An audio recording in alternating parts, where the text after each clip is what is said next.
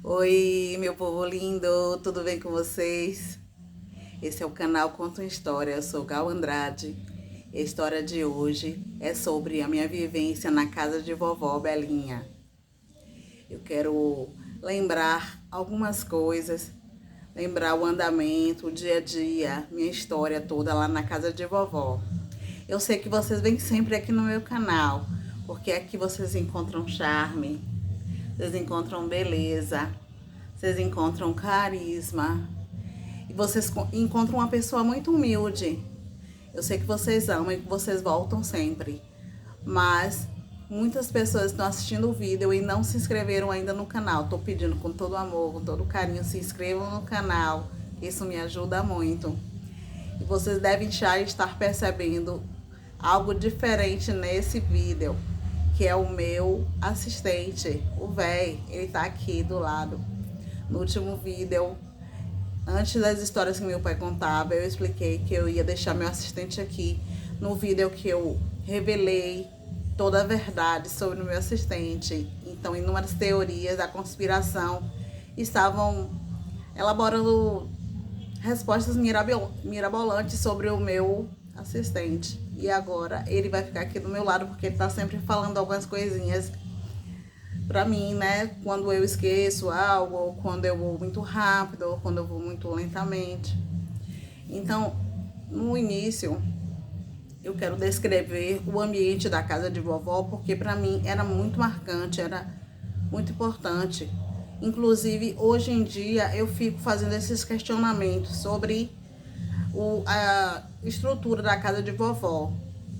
Como era uma cidade afastada do centro de Salvador, longe, a casa de vovó tinha um ambiente de fazenda, um ambiente bucólico.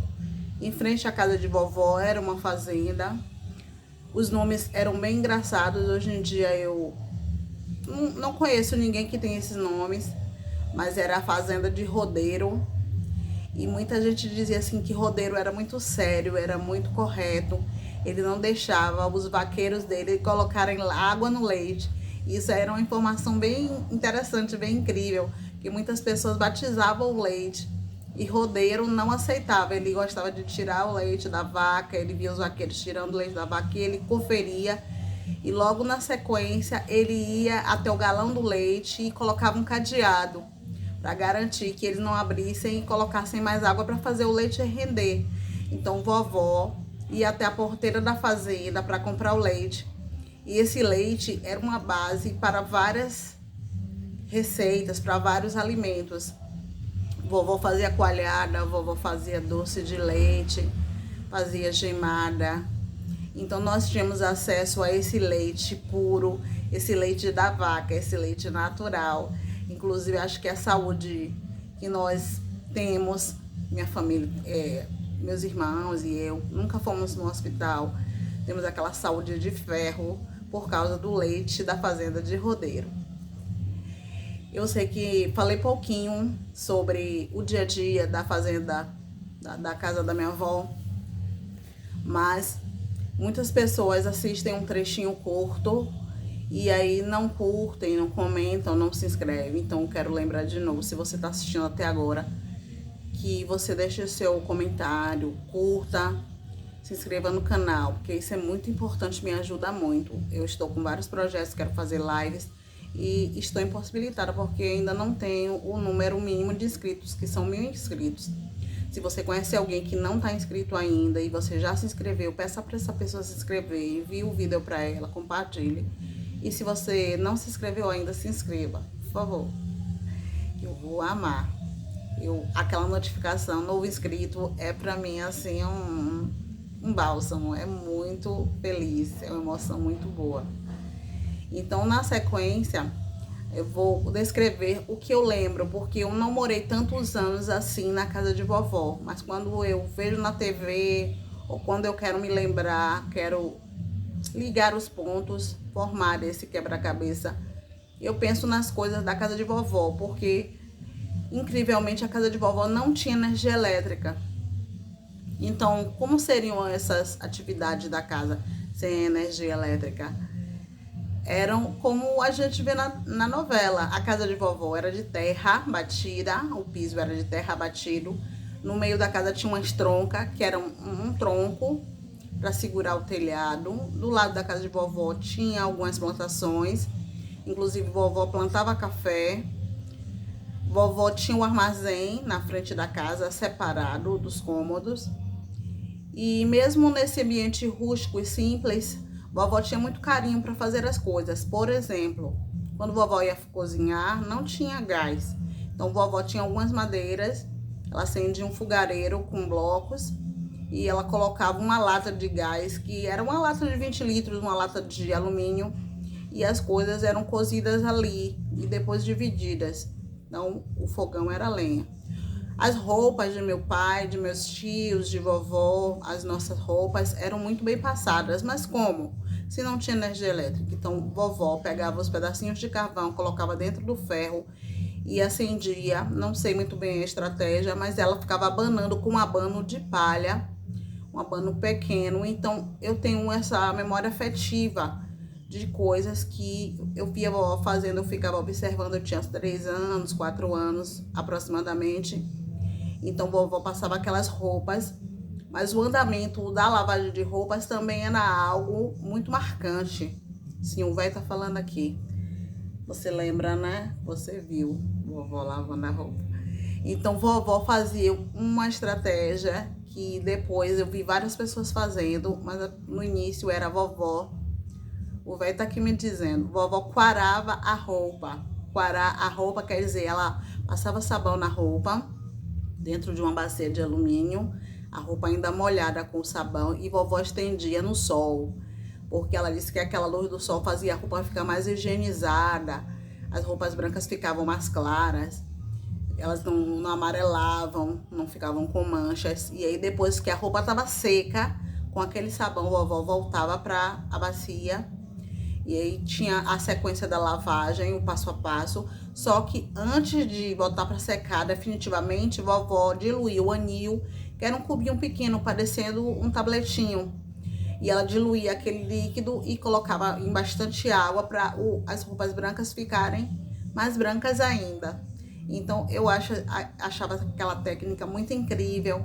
E eu sei que muita gente que mora no interior, mora em roça, também quara a roupa. Tinha vários arames farpados, vários gramados, porque era uma área rural, era uma área que tinha muitos animais, então vovó quarava a roupa, eu achava o máximo. Porque quando a roupa estava secando, vovó vinha e jogava mais água para umedecer, para não secar tão rápido, e aí a roupa ficava lá no sol, até enquanto estivesse fazendo sol, vovó deixava a roupa quarando, eu achava o máximo, achava incrível aquilo aí, que todo mundo da rua quarava a roupa também. E falando de animais, porque era um ambiente rural, eu tinha pânico de animais, eu tinha muito medo. E meu pai e minha mãe são os caçulas das respectivas famílias deles. Então vovó tinha aquele amor, aquele apego com o pai, porque era o caçula, era o filho mais jovem. Mãe também é a mais jovem, é a caçula. Só que eu tinha vários primos, um pouco mais velhos, quase da minha idade. Então os meus primos gostavam de me convidar para passear. E eu tinha uma prima e ela tinha esse hábito, né, por ser criança também, de me ameaçar e dizer, vou jogar você debaixo da pata do boi, vou jogar você debaixo da pata do cavalo. Então entre a fazenda e a rampa para subir para casa de vovó, tinha uma pontezinha bem estreita de madeira, e minha prima ficava me empurrando perto da ponte, dizendo, o cavalo vai passar aqui, vai te pisar. Eu tinha tanto pavor daquilo, e apesar de ter medo, eu nunca falei pra ninguém, né? Eu nunca falei que eu tinha medo e que a minha prima tava o tempo todo praticando bullying comigo, eu tava o tempo todo me irritando, me pirraçando, e eu não queria sair com ela, mas como eu era mais nova também, né, de todos os primos, eu ficava submetida a essa brincadeira de primos, que não é nem um pouco engraçada. Deveria ser engraçada para ela, né? Mas para mim não era engraçada. E eu não tenho muito apego a esse tipo de animais por causa desse trauma. Mas na casa de vovó, quando ficava tarde, né, já começava a noite e não tinha energia elétrica, eu vou mencionando isso aí, né, pra gente imaginar o cenário. Vovó acendia o candeeiro. Ela colocava um pouco de querosene e deixava o candeeiro pendurado. Então, qualquer coisa que estivesse dentro de casa, que precisasse iluminar, a vovó pegava o candeeiro, ia até a cozinha, ia até a sala, ia até o quarto. Quando ela acabava de conversar, acabava o café, ela ia se deitar, então ela pegava o candeeiro e ia para o quarto. Muitas pessoas que não têm energia usam candeeiro até hoje em dia e alguns usam a vela. Então eu achava muito incrível essa coisa assim, tão romântica, entre aspas, né? De não ter energia. Quem é que aceitaria viver durante anos e anos? Inclusive, vovó tinha essa expectativa de que a cidade recebesse poste de energia elétrica e iluminação. E na casa de vovó eu observava tantas práticas que vovó realizava para manter o estoque, manter as vendagens de coisas que ela mesma produzia. Por exemplo, vovó gostava de fazer o próprio óleo que ela passaria nos cabelos. Então, quando o coco estava velado, tipo, o coco estava estragando, vovó picava o coco grosseiramente e colocava numa vasilha, tipo uma frigideira, e ficava mexendo o coco naquele fogão, o fogão a lenha, e aquele óleo, e era muito pouquinho óleo. Ela ficava ali um tempo enorme mexendo o coco e aquele óleo era que ela usava no cabelo.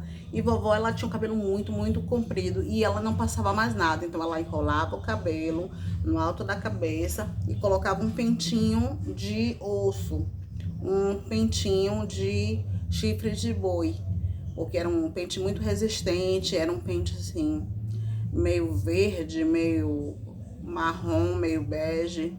Tinha um degradê de cores no pente que vovó usava. E era o tempo todo. Ela passava assim para ajeitar a frente, enrolava o cabelo e botava o pente. E aí, alguns dias da semana, ela passava o óleo no cabelo, aquele mesmo óleo que ela produziu. Eu achava isso incrível. Que hoje eu acredito que o óleo de coco é muito bom para o cabelo. É isso, velho. Você não tem cabelo. Não precisa se preocupar muito com essa parte, né, de óleo no cabelo. Então, vovó também fazia algumas coisas que a gente fala assim, coisa de fazenda, coisa de roça. Ela pegava os frutinhos do dendê, colocava naquela lata de gás, uma lata grande, e ela mexia os frutinhos do dendê com água até eles cozinharem. Então, quando estavam fervendo muito, eu tive essa experiência para saber. Vovó tirava os caroços e ela espremia numa fralda, num tecido limpo, porque aquele líquido que escorria do azeite de dendê, que era o dendê puro, que chamavam de bambá, era o azeite que a gente vê na feira, era aquele azeite mais grosso. E aí o azeite mais grosso fica embaixo e a parte mais fina, que já tá cozido. Por isso que quando a gente vai preparar alguma comida que leva azeite, fala, deixa o azeite para colocar no final. Porque o azeite já foi cozido no momento que estava passando por essa depuração, no caso, ele estava sendo filtrado. Ele já foi fervido, então ferveria de novo, ele poderia ficar tóxico. Então, bota só no finalzinho e desliga o fogo quando você está preparando algum alimento que leva azeite de dendê. E eu amava pegar a sementinha, o frutinho do azeite e provar, porque é muito doce, é muito gostosinho.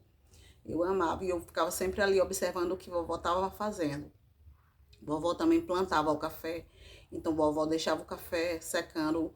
Quando vovó não estava observando, eu ia no pé do café, eu pegava um frutinho vermelhinho, e o café é uma fruta, então eu colocava na boca e eu ficava ali experimentando, degustando o café, que é muito gostoso. Só quem comeu um café maduro do pé é que sabe o gosto verdadeiro do café. Às vezes o café que a gente tem acesso não é tão saboroso, não é tão bom, porque não é o café puro. Eles misturam com outras frutas, com milho, misturam com cevada, mas o café real, o café do cafezeiro, é muito bom, muito maravilhoso. Eu amo café. E aí, quando vovó torrava esse café, ela pegava as sementinhas que sobram no meio, as sementinhas escuras, ela colocava no pilão. Então, o pilão é um objeto de madeira, que ele é muito grosso, a madeira é muito grossa, e tem uma espécie de pá, que chama de mão do pilão. Então, a vovó botava as sementes ali torradas e começava a bater com a mão do pilão nas sementes do café, e a gente tinha acesso a esse café que vovó plantou. que não era tanto assim, mas como era super forte, era muito bom, muito saboroso. Uma qualidade incrível, uma qualidade excelente. E vovó também, ela criava animais em todas as festas, final de ano, Natal, Ano Novo. Ela disponibilizava esses animais que ela mesma cuidava, né? E ela dividia aqueles animais, ela fazia, né, o procedimento e aí as pessoas já reservavam, eu quero o fato, eu quero o fígado, eu quero do porco. E vovó criava aquelas galinhas, algumas já eram próprias para o final do ano, porque as pessoas costumavam dizer que essas galinhas de quintal eram bem melhores, porque a galinha comia da terra ali, revirava a terra, minhocas, tudo. Daí eu tenho que falar essa parte, porque é importante. Eu sei que são muitos detalhes, mas era o que eu lembro, né? O que acontecia. E vovó tinha inúmeras galinhas, então o ovo, quando minha mãe já estava morando lá, né? Eu já estava vivendo essa experiência, era da própria galinha. A gema do ovo era muito amarela, era uma cor muito forte. Então, mãe pegava o leite, como eu já descrevi, da fazenda de Rodeiro, um leite muito grosso, um leite muito bom. Inclusive, mãe fazia manteiga, aquela manteiga bem cremosa com esse leite, porque ele já era bem cremoso, já era bem grosso. E aí, quando a mãe fazia a gemada, ela colocava o leite fervendo, colocava o açúcar e pedia pra gente ficar batendo ali, até chegar a uma consistência de mousse, tipo mousse. E ali era uma gemada que ela dava depois de que tomávamos remédios de verme, tomávamos purgante, que o nome do purgante era óleo de rícino, mas chamavam de óleo de luz. Então tomávamos uma colherada enorme, uma colher de sopa cheia de óleo para poder limpar o organismo e depois tomávamos a gemada. Então as práticas não envolviam tanto visitar os médicos, porque já havia uma rotina de vermifugação, tomávamos suplementação com gemada. Então, nossa vida era basicamente rural. Tínhamos acesso a essas coisas que eu acredito que hoje em dia são surpreendentes, são coisas mesmo de histórias temáticas que falam da vida rural. Mas eu vivia numa casa assim, onde não havia luz, não havia gás, que a gente comia as coisas que a gente criava, plantava. Era uma rotina bem simples, bem bucólica, bem maravilhosa, bem sensível, romântica, entre aspas, né? Porque nem todo mundo se adaptaria, ainda mais essa era moderna, de sair da sua zona de conforto para ir para um lugar rural. Mas eu tive minha primeira infância, meu início, assim, aos 6 anos que eu saí da casa de vovó. Além de vovó, que era a dona da casa, na minha casa eu tinha contato com a minha outra avó, a mãe de minha mãe, vovó Inês. Então tínhamos esse privilégio de ter contato, eu e meus irmãos, com as minhas duas avós, que elas eram muito carinhosas, o tempo todo estavam mimando, porque dizem que a mãe tem que ensinar e a avó só vem para estragar aquela educação que a mãe deu, né? Então as minhas duas avós sempre foram maravilhosas comigo. E eu lembro, como a casa não era de vovó Inês, ela ficava muito com os netos no colo, bajulando e tal. Então, vovó amava pentear meus cabelos. E eu não era muito adepta desses penteados. Eu não gostava muito de arrumar meu cabelo. Então, vovó me colocava no colo dela, me colocava ali nos pés dela. São os momentos mais incríveis da minha vida, de contato que eu tive com a minha avó. Porque eu me sentia amada, me sentia querida. E o penteado que eu mais gostava, não sei se eu vou explicar muito bem, mas era cocós. Cocó era você pegar um pouquinho só do cabelo e amarrar com um cordão, fazendo uma bolinha de cabelo. Então, minha avó enchia meu cabelo todo de cocó. E eu achava aquilo incrível, eu queria que demorasse mais. Eu me sentia muito feliz, eu dormia, acordava. Né? O velho também, quando tinha cabelo, ele gostava de que mexessem no cabelo dele. Então, é uma vivência incrível que eu passei. E eu tive esse privilégio de conviver com as minhas duas avós.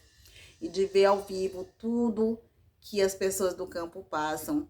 Tudo que elas têm acesso. Que, na época, nós não damos aquele valor, né? Que as pessoas acham que poderia ter energia, que poderia ter água encanada. Vovó usava a talha e o purrão para colocar água. A talha era um vaso abaulado, menorzinho, e que ficava na mesa, numa banca.